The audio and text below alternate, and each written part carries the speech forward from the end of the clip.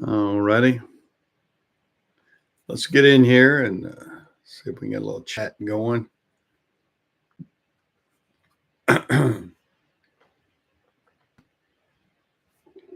Old wrinkled neck here. See if we can get some people in here and see what we've got going here. See if anybody pop in. It's 9 o'clock. See what's on everybody's mind.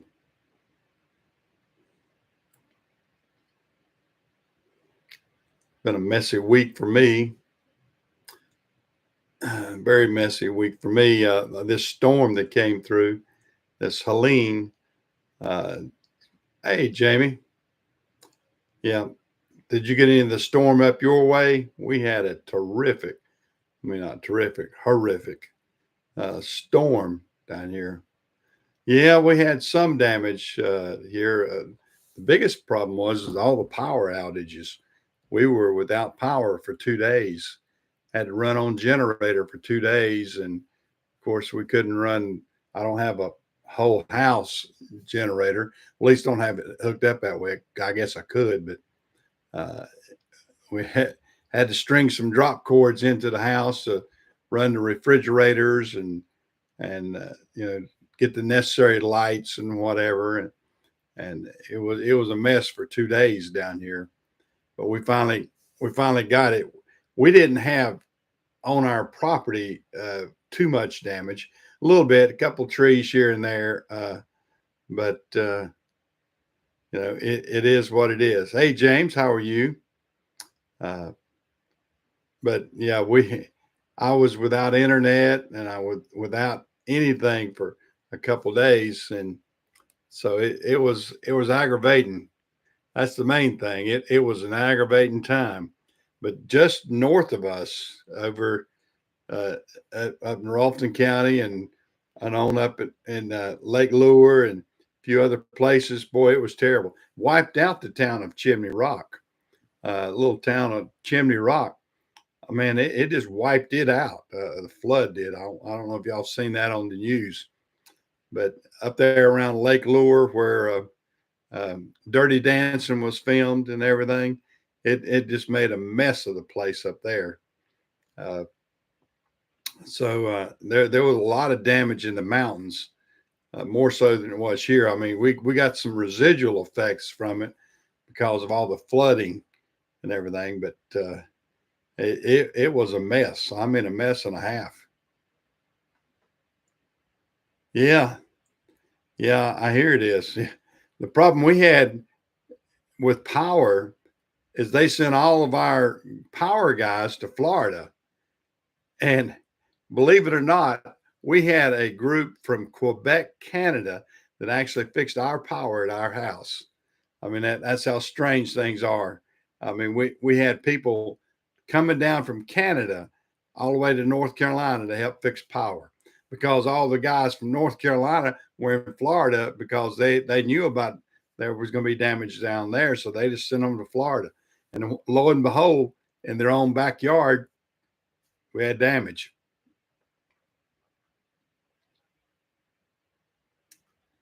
Yeah. Well, we've had plenty. The wind is the worst part. I mean, the rain is one thing, but the wind, of course, the rain and wind combo in the mountains was terrible. I mean, it just, you can go online and see the pictures of flooding in Asheville, North Carolina, and Boone, and like I said, Linville area, and then Chimney Rock. I mean, it just wiped out that town of Chimney Rock. Chimney Rock was a small little village anyway. It was a tourist town because of the attraction Chimney Rock, and it just wiped it out. I mean, it's virtually gone almost. So, I mean, it's a sad situation for people that have to deal with that kind of stuff.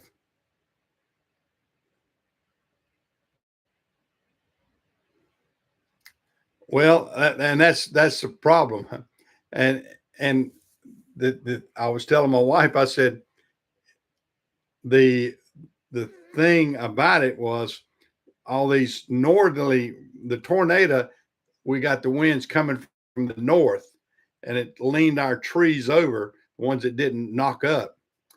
And we had a bunch of trees sort of leaning, big trees. Well, this storm came in from Florida, and it's exactly opposite. The winds were prevailing from the south and coming from south to north. And we actually got trees that are straighter now than, I mean, it's really weird. I mean, it helped in some respects, except for it knocked a couple of dogwoods down that my wife had, and things that were already weak and structure are it just messed up. Yeah, yeah. I mean, I had some big trees that got knocked out the first time. I didn't have any big trees that got out of this one, but because that tornado was more of a burst. I mean, it came in violent. The hurricane was more consistent. I mean, it was just same pounding wind. Of course, we didn't get it as bad as Florida did as far as the high winds. I mean, they were down to, you know, 50, 60 mile an hour winds here. Yeah, I like that video. I like that video, James. I couldn't do anything with it. And basically, the next day or so, like I said, a couple days later, I lost all power anyway. I couldn't do anything online. And I just, late yesterday afternoon is when we got our power back and got our internet back. I didn't have anything for a couple of days. I mean, I had my phone. I could text a little bit on my phone and get out with my phone. But as far as doing anything on the computers or anything else, I was dead in the water uh, about online stuff. I mean, I could still use the computer, you know, what programs I had on the computer, but I couldn't do anything on the internet with them. Yeah, I don't know what that's sort of like, James, just getting that video in front of, they're going to scrutinize stuff like that, and you probably, they're going to pick up on what they want to pick up. They're not going to. I would imagine they get inundated with a gazillion things. I mean, you got it on Twitter, on X. So if you can get it to pick up on it, that'd be the best thing.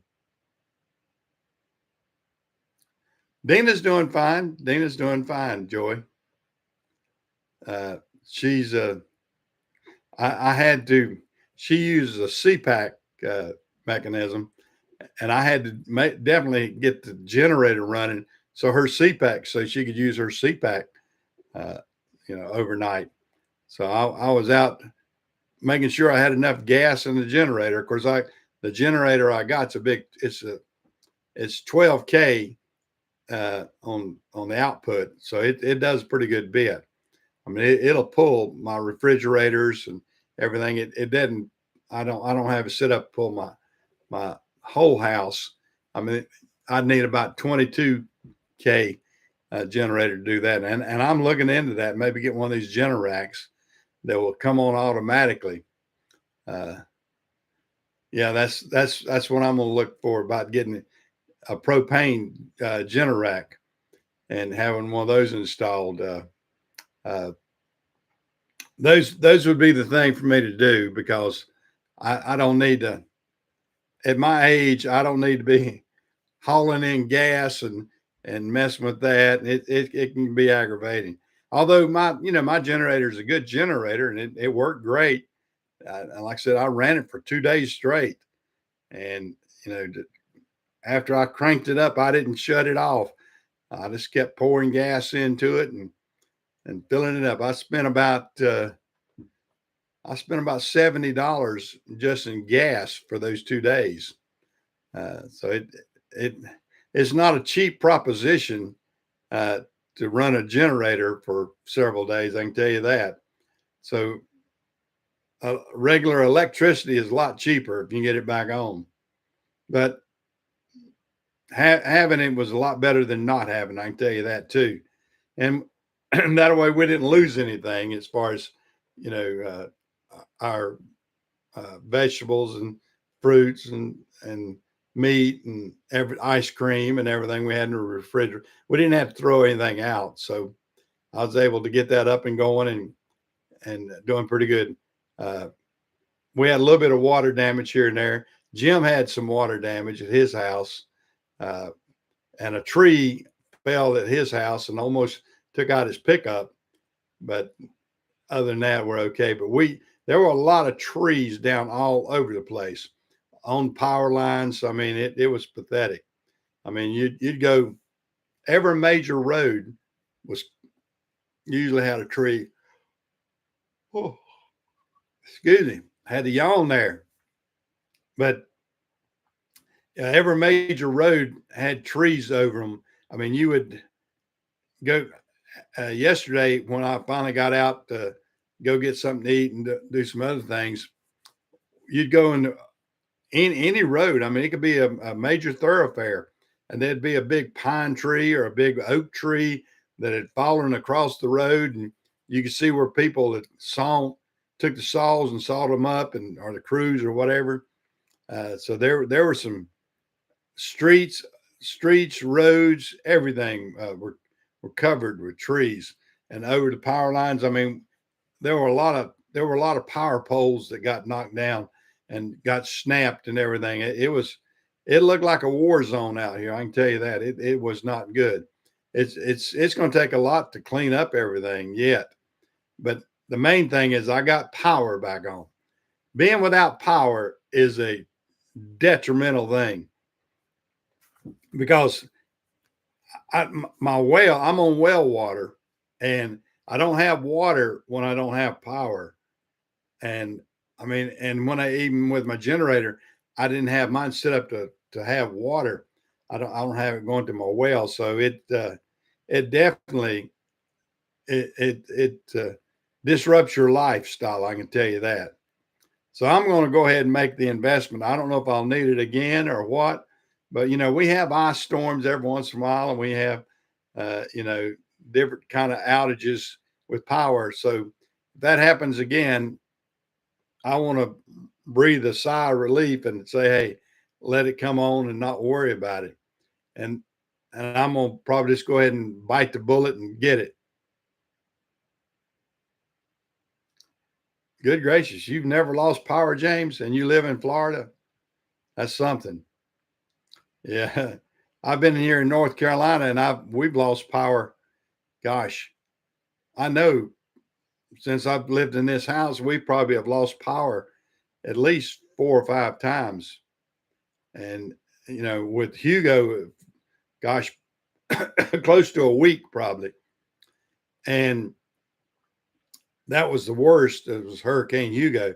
And see, that's the thing about it. A lot of people don't realize that North Carolina, even though we're not in the direct path all the time, we do get a lot of residual effects from these hurricanes that will knock out power and not so much as bad as certain areas as far as damage, but when it comes to the residual damage and everything, we get a lot, and a lot more than you think. A lot more flooding and a lot more tree damage, and that. I mean, we got so many trees here in North Carolina. I mean, it's a wealthy state when it comes to forestry products, I guess you might say. And when you get a big storm like that, they can really wreak havoc on these big trees, especially a lot of them getting older and everything, and it'll snap them in a heartbeat. But I'm gonna I'm gonna probably bite the bullet and get one of those Generacs, the ones that automatically come on, and run off my propane, because I've got a big 500-gallon propane tank that's right beside my house, and I can put that Generac there and make it nice and have it coming on and do a good job for me. But there's other things going on out there. I guess we still got that election coming up. Everybody's worried about that. I'm to the point now. I think everybody's pretty much made up their mind if they're going to vote for Kamala or they're going to vote for Trump. I think if they got any sense, they're going to vote for Trump.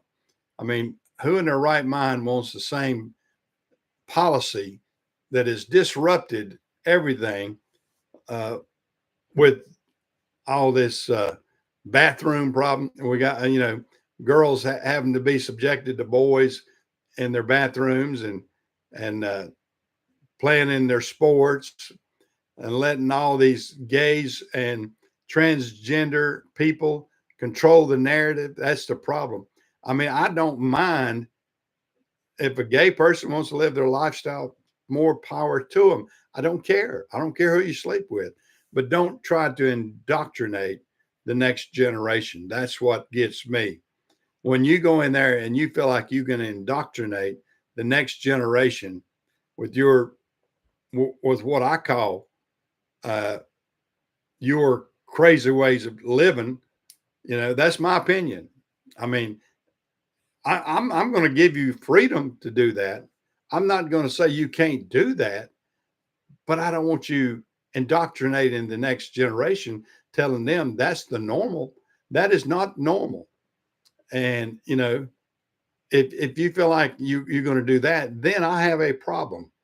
And then and only then do I have a problem with gay people when they try to do things like that. Gay and lesbian and transgender. I mean, everybody out there knows people. I mean, I have some friends that are gay. I have no problem with them. They're nice people. They do their thing. That's fine. If that's their lifestyle, I don't care. I don't care who anybody sleeps with. That's not a problem with me. I mean, if you choose to sleep with men and you're a man, so be it. If you're a woman and you choose to sleep with women, so be it. I don't care. But when you get into the sick modes, this transgender, these, what am I trying to say? The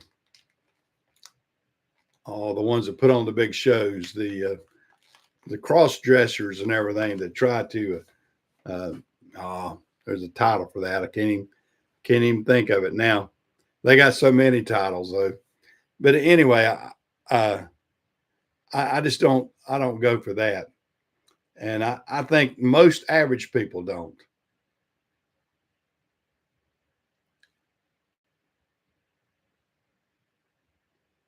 Yeah. Well, that's true, Jamie.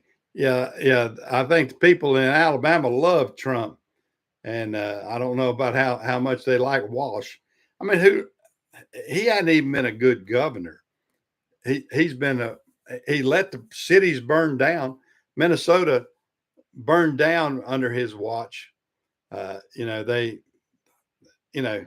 crazy situation. Camille in 1967. Okay, I'll look at that. Yeah, and what was that one?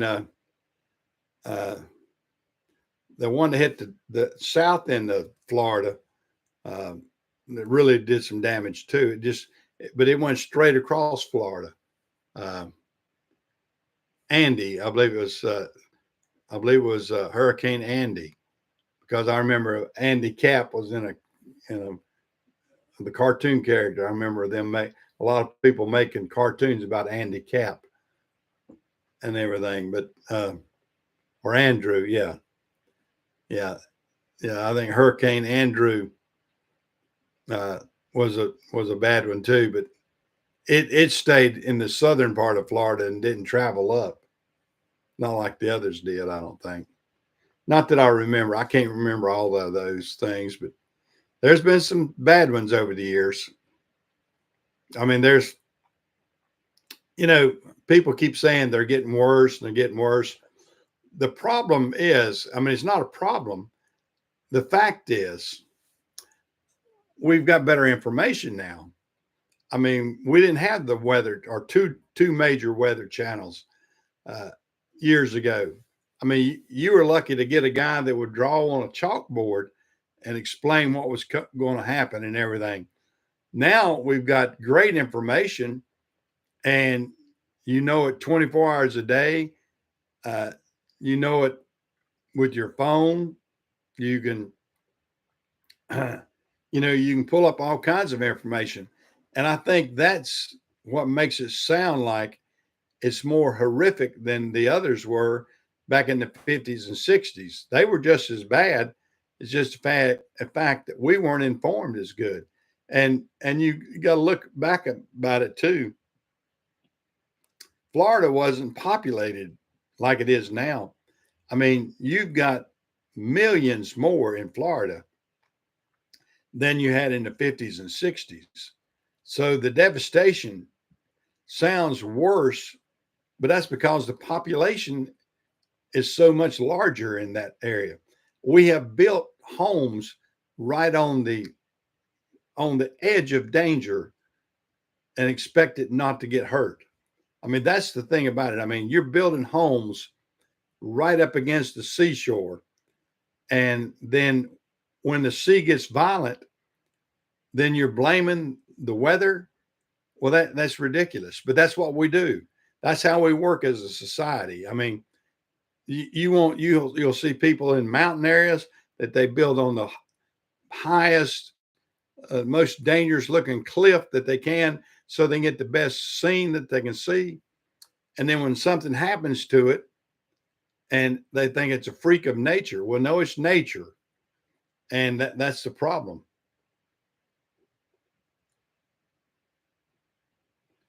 Because yeah, I mean there's places that need not be built on because of the fact of how dangerous it can be and how destructive it can be. I mean, basically, you're you're building in harm's way. I mean, that's sort of like building on a freeway. You don't build on a freeway because cars are going to be going there. I mean, and you don't build right up against something like that, and then when a car strikes your house, you go, "Wow, that's terrible." Uh, well, yeah, that's because you built in the wrong place, and that's what we're letting people do by building in places like that. Look around when you go to the ocean and everything. I mean, every ocean and even lakes too. That kind of goes to what has happened in the mountains too. You have all these people that build on these lakes right on the shore and even overlooking the shore or on, got piers and everything else built down so they can be projected over the water. And then when the water comes and takes it back, then it's like, oh my God, why did that happen? Well, you built too close.